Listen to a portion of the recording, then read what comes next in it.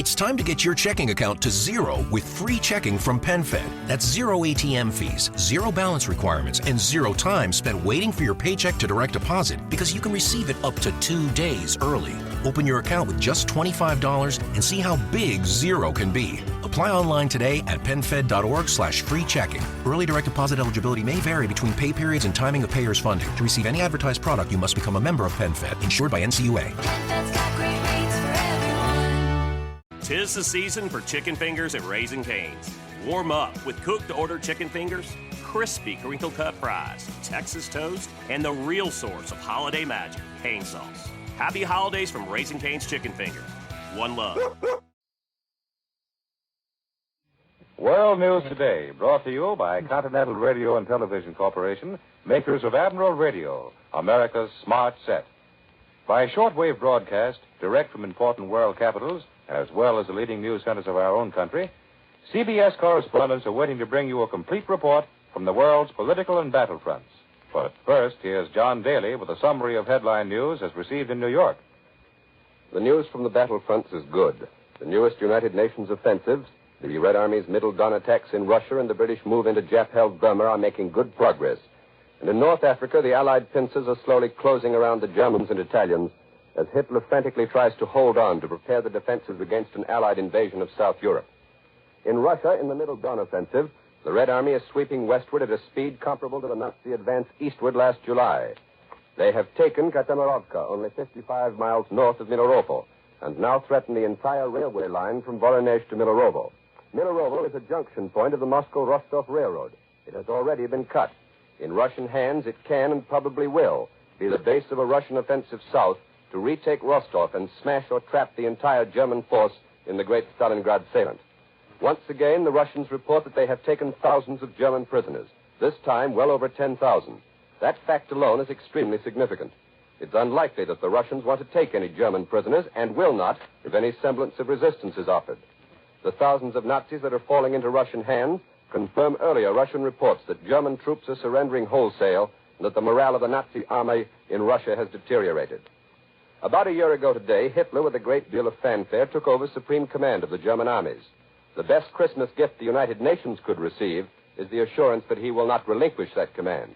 As the new Russian offensive hammers and tears chunks out of the Germans, dispatches said that everywhere along the long Russian front, the Nazis are either in retreat, surrounded, or menaced on the flank.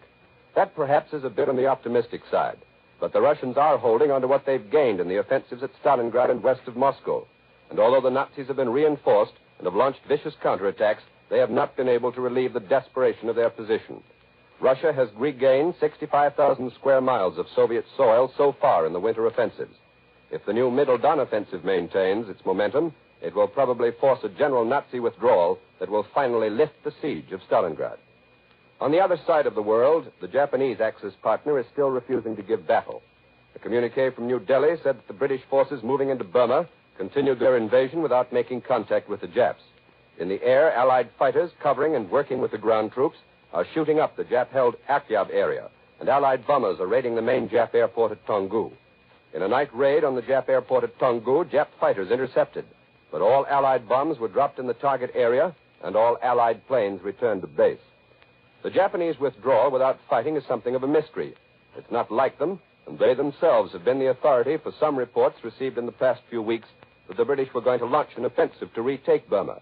They've had months to prepare their defenses.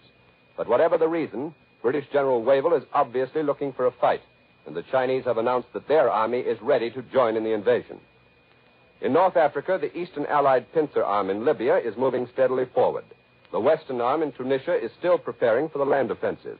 That Allied air power is smashing at Axis objectives all over Tunisia, and heavy Allied air action is also reported in Western Europe across the English Channel. There has been no official news as yet, but strong fighter forces and a large American bomber force have crossed the Channel and headed into France. We'll get the latest developments on the Mediterranean and European fighting from CBS correspondents abroad. In the Pacific, General MacArthur's forces in New Guinea have made new gains in the Buna area. The only Jap forces remaining in that area are to hold out as long as they can, but the Allies are checkmating all attempts to reinforce them. And now for the first report from abroad, Admiral Radio takes you to CBS Algiers, Charles Collingwood reporting. This campaign in French North Africa has settled down into a muddy struggle for supply. In this present phase, a truck driver or a good mechanic is almost as important as a general. It's not very romantic, this truck driver's war. But back in the early days of this campaign, there was romance and melodrama enough for anyone. Those were the days when generals were being spirited around the Mediterranean by submarine, and there were secret conferences beneath trapdoors, and one if by day, two if by night lantern signals hanging from steeples. No episode in these almost dime novel days was more genuinely thrilling than the dramatic appearance in North Africa of General Giraud. I suppose you know that Giraud escaped from France by submarine. But the whole story of that escape has not yet been told. Giraud's rescue was engineered by an American naval captain named Gerald Wright. Wright had been with General Clark when Clark landed in North Africa before the campaign began.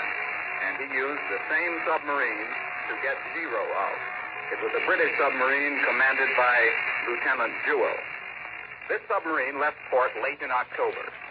Captain Wright didn't know where he was to pick up General Giraud, but he knew about where, so they lay off the coast of France until November 4th. On November 4th, the submarine received directions. They were told to rendezvous and given information about minefields, and the escape was fixed for the night of November 6th. As Captain Wright says, the next step was the most ticklish of all, going submerged into a landlocked harbor in darkness. They surfaced and lay to less than 1,000 yards off the French beach. An hour later, a large rowboat came alongside. In it were General Giraud, his son, and two staff officers. As Captain Wright tells the story, by this time the sea was considerably rougher. The rowboat was pitching as it eased up to the forward casing of the submarine. Just as the general stepped from his boat, the boat pitched, and this threw him off balance and he fell into the water. Captain Wright adds that the general was rescued unhurt. After that, the submarine left the harbor at, quote, maximum speed. But the escape was by no means completed. Giraud was out of France, but he was not yet in safety. As the submarine proceeded out to sea, they received a signal from General Eisenhower telling them that a plane would meet them at dawn. That was dawn on November 7th.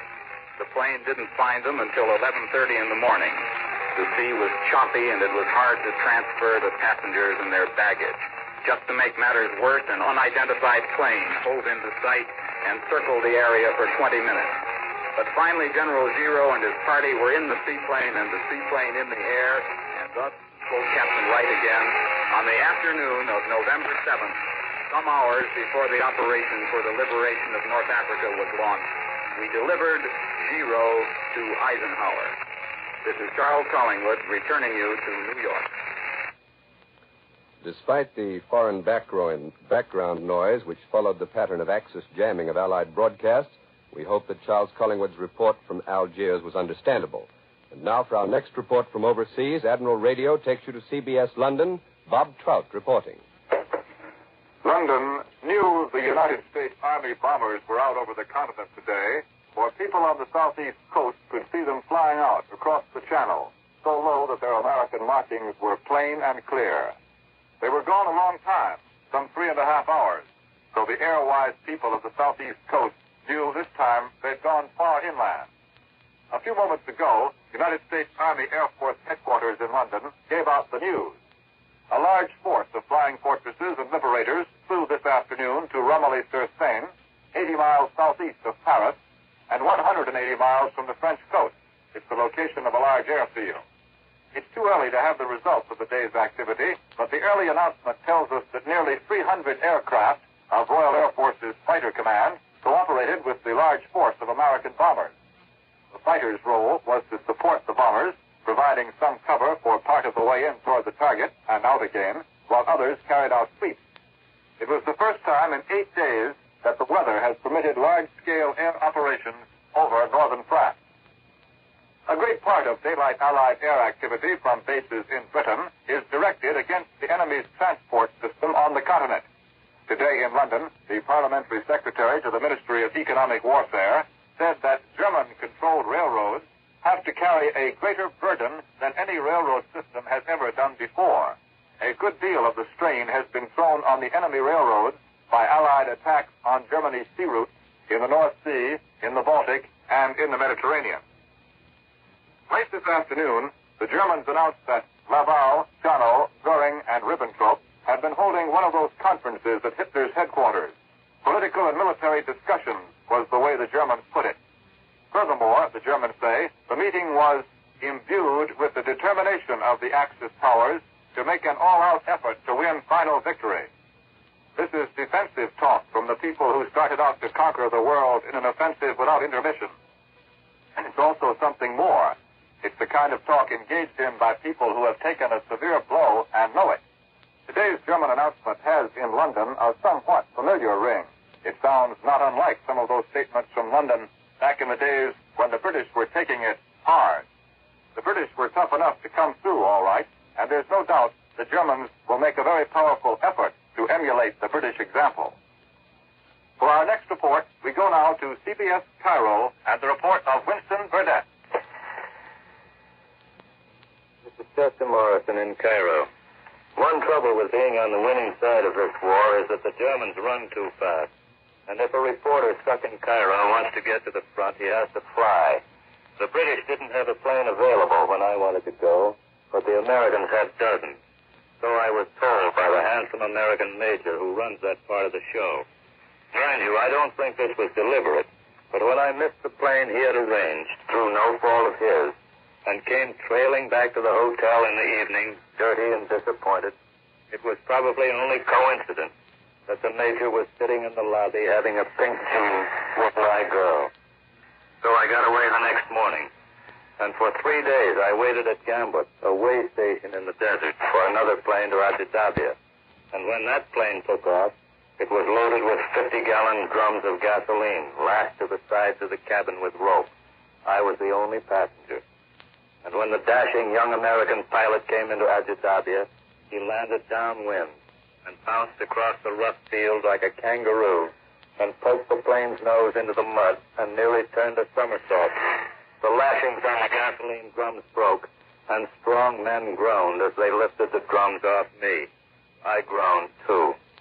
And in the week I spent with broken ribs in a hospital tent at Abu Dhabi, I missed the day we moved into a gala, and the day the New Zealanders got behind the enemy and smashed a third of his tanks and captured at least 500 prisoners.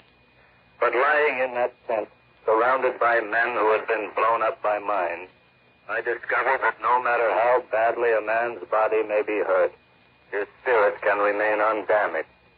You get a new viewpoint of the war when you lie on your back and look at it. And my girl didn't like the major anyway. She said he had more hands than a caterpillar.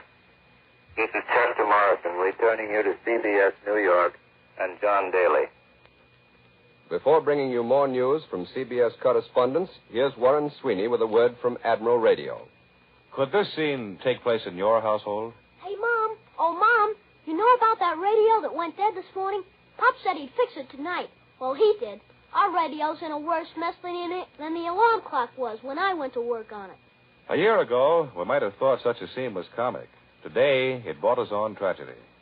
A year ago, if Pop accidentally broke a vital part while trying to repair the family radio, it didn't matter much, for he could buy a new one. Today, however, new parts, like new radios, are difficult to get. Therefore, when your radio needs attention, it's important that you call not just a handyman, but a highly skilled radio technician. The best man to call is your Admiral dealer. And there are 3 reasons why he is the best man. First, Admiral dealers are professionals. They have all the facilities, all the knowledge necessary to put a radio in perfect condition, regardless of make. Second, Admiral dealers are businessmen in your own community. They'll give you honest service economically. Third, Admiral dealers realize Uncle Sam is depending upon radio to furnish war information to his citizens. So they've pledged themselves to do their best for America's radio sets. Take care of your radio, and when it needs attention, call your Admiral dealer. And now here once again for Admiral Radio is John Daly. For the news at home, Admiral Radio turns to CBS Washington, Lee White reporting. A Navy communique 1 hour ago reported the continuance of our air offensive against the Japanese airdrome at Munda on New Georgia Island. For the 9th successive day, dive bombers and flying fortresses attacked the installations and the runway at Munda yesterday. No American planes were lost, but 3 intercepting enemy fighters were shot down. Here in Washington, Senator Burton K. Wheeler of Montana, a pre-war isolationist and a leader of the America First Committee, has threatened to demand a congressional investigation of the way the Justice Department has been handling the prosecution of Nazi sympathizers. Mr. Wheeler says he thinks it's a disgrace the way 28 persons were indicted here in Washington on charges of sedition. Those indicted include such people as George Sylvester Virek, an admitted German agent, Elizabeth Dilling, author of The Red Network, the Reverend Gerald B. Winrod, otherwise known as the Jayhawk Hitler, and William Dudley Pelley, the Fuhrer of the Silver Shirts. In an interview published today in the Washington Post, Senator Wheeler accused Secretary of Justice Biddle of attempting to smear him and present his pre-war isolationism as a crime. As for the 28 persons now awaiting trial for sedition, Mr. Wheeler said he knew nothing about them, whether they're guilty or innocent, but he said he's convinced they won't have a fair trial. Mr. Wheeler attacked the Washington Post as a stooge of the Department of Justice and called its reporter a spy. He added that he thinks reporters and newspapers who have helped to indict the defendants are engaged in a dirty business and predicted that the day will soon come when they will all regret it. The reply of the Washington Post was simply to print a detailed story about a speech the senator made before an America First rally in Los Angeles last year, charging that Franz Ferenc, a German agent now under arrest, had printed the posters and the banners displayed at the meeting and had otherwise assisted in the organization of the rally. The Post today also reprinted 2 letters from Senator Wheeler to Secretary Biddle, in which, among other things, the senator accuses Mr. Biddle of heading an inquisition. Mr. Biddle's reply was also published in the Post. He simply promised to consider any allegations of improper conduct on the part of the Justice Department, provided the senator can furnish him with specific information. At 1 minute after midnight tomorrow morning, the ban on gasoline will be lifted. A coupons will be honored and will still be worth 3 gallons. B and C coupons, however, will be reduced in value from 4 to 3 gallons each. Tomorrow, there's going to be a conference between Economic Stabilizer Burns, Petroleum Administrator Ickes, Transportation Director Eastman, and Leon Henderson, the retiring Price Administrator. Presumably, the whole gasoline rationing system is going to be reorganized entirely, but to what extent will depend on the results of tomorrow's conference. All we know at the moment is what Mr. Henderson told us last night, that gasoline restrictions are going to be much more rigidly enforced in the future, and that drastic steps are going to be taken to eliminate bootlegging, which is becoming more and more of a problem. As for Christmas travel, the government wants to discourage everyone it can from going home for Christmas, but no orders have been issued. The government is leaving it up to the individual's judgment and his conscience not to put too much of a strain on transportation facilities during the Christmas holidays. Today, Donald M. Nelson reiterated past warnings that the nation faces ever more drastic restrictions on all sorts of travel, by rail, by bus, air, and by private automobile. In a letter to James E. Murray, head of the Senate Small Business Committee, Mr. Nelson says, "Travel by automobile is due for restriction much more drastic than that obtaining today. Travel by common carrier will be increasingly inconvenient, and in some cases not permissible at all." He advises Mr. Murray to draft plans for storing up consumer goods in the immediate vicinity of local markets as a safeguard against possible temporary breakdowns in the distributive system. There may be occasions, hours, days, or weeks in duration, he predicts, when civilian goods cannot be moved in adequate quantities to supply certain areas. Therefore, says Mr. Nelson, it will be advisable for merchants to have considerable inventories of food, fuel, clothing, and medical supplies on hand at all times. Last Friday, when the gasoline ban was first announced, many people seemed to think it was designed mainly to prevent holiday travel by automobile. Thousands of people here in Washington had been hoarding their coupons in the hope of being able to drive home and spend Christmas with their families. They knew the government disapproved of holiday travel, and so they thought the suspension of gasoline distribution had been ordered on their account. Now it seems that it wasn't, and though the government still frowns on going home for Christmas, it will apparently be possible for many people to do so. Whether they will or not, of course, depends on how seriously they privately consider the gasoline shortage to be. But the 3-day suspension seems to have had a sobering effect on many people, to judge from the number of telephone calls the local studio here has been receiving from listeners who want to help solve the problem. I now return you to John Daly in New York. One of the big news stories here at home today is the return of Captain Eddie Rickenbacker to this country. He will tell his own story over most of these stations at approximately 3:30 Eastern Wartime this afternoon. Now, here in New York is Major George Fielding Elliott, Columbia's military expert, with an analysis of the significance of the new British offensive in Burma. Major Elliott. It is far too early to determine whether the British invasion of Burma is the beginning of a real attempt to recover all of Burma from the Japanese, or is merely a local operation with the limited objective of recovering the airfield and port of Akyab on the shore of the Bay of Bengal. The enthusiasm with which the news of the British move has been received in Chongqing is, of course, understandable. Only by the recovery of Burma can China's communications with the outside world by way of the famous Burma Road be restored. Naturally, this is an operation in which the Chinese would be only too happy to cooperate to the fullest extent of their power. But the advantages to be derived from the reconquest of Burma would not be China's advantages alone. To reopen the Burma Road would mean that Allied air power could move more freely into China, because fuel and bombs and spare parts could be sent in. And the building up of Allied air bases at mainland positions is the best means of directing air attacks against the heart of Japanese industry. Those air attacks which seem to offer the best means of bringing the realities of war home to the Japanese people. Moreover, the recapture of Burma would be do a great deal to offset the feeling of defeatism in India, which has been the hidden cause of much of the political and social unrest in that great subcontinent. However, if Burma is to be retaken, the operations will have to be of a far more extensive nature than the present thrust toward isolated Akyab. Other invasion columns, British and Chinese, will have to converge on the difficult frontiers of that country, and the British fleet in the Bay of Bengal will have to blockade Rangoon and Mulmine to cut off the Japanese supplies and reinforcements. These must, of course, come by sea, for the land communications between Burma and Thailand are as difficult as those between Burma and India, if not more so. The British report that the Japanese are offering no opposition to the thrust toward Akyab. This is not like the Japanese, who have usually fought tooth and nail for every foot of ground when attacked. The reason is probably a tactical one. Probably the area into which the British are advancing offers no position suitable for defense, and the Japanese are therefore withdrawing toward stronger positions. That was Columbia's military expert, Major George Fielding Elliott. Here's a message from our sponsor. Today being the first day of Christmas week, Admiral takes this opportunity of extending cordial greetings to listeners from coast to coast. America's Christmas season this year is happier than last. Oh, the luxuries on our tables may be less in quantity, and the trimmings on our gifts not so elaborate. But now, we and the other United Nations are solidly on our way to victory.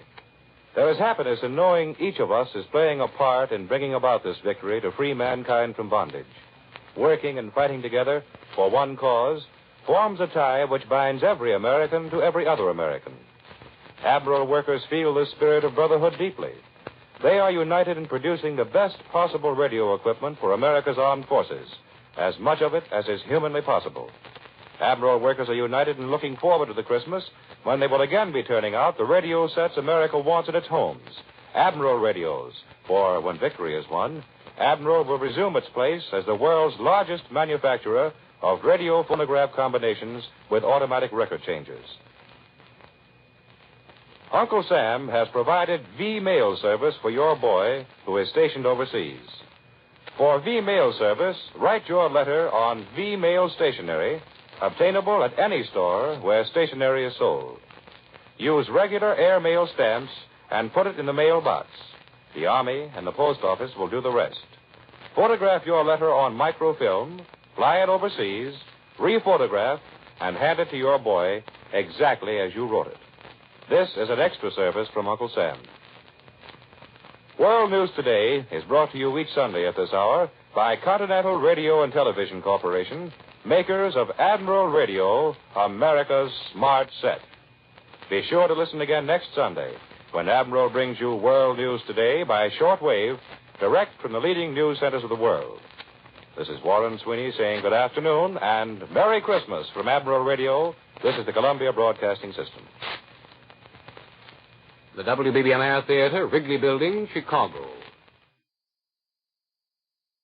With Lucky Land Slots, you can get lucky just about anywhere. Dearly beloved, we are gathered here today to... Has anyone seen the bride and groom? Sorry, we're here. We were getting lucky in the limo and we lost track of time. No, Lucky Land Casino, with cash prizes that add up quicker than a guest registry. In that case, I pronounce you lucky.